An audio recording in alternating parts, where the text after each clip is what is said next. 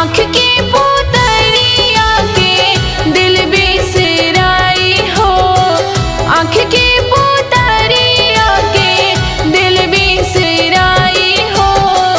आजू के दिनवा बेटी भैली पराई हो, आजू के दिनवा बहिनी भैली पराई हो, आजू के दिनवा बहिनी।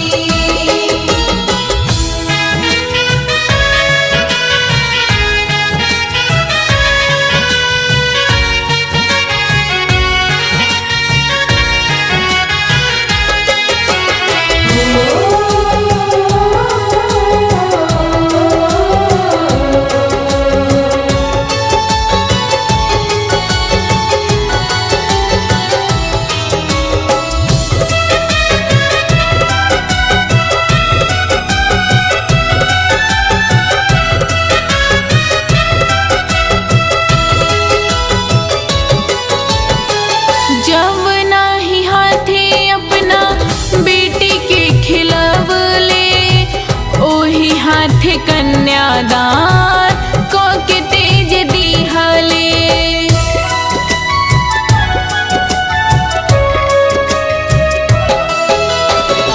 जब नाही हाथे अपना बेटी के खिलवले, ओही हाथे कन्यादान को के तेज दिहले।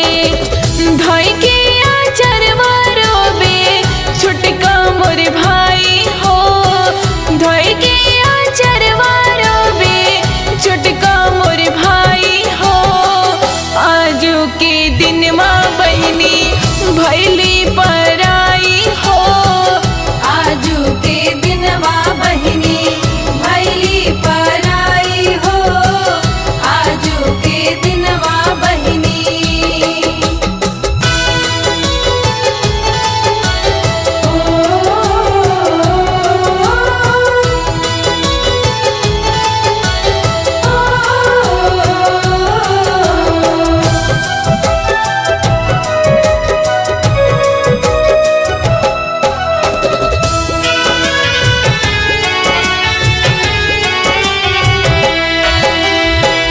हाय रे विधाता कैसन रीत बा तोहार हो, चुटकी भसे नूरे कारण छूटे घर दुआर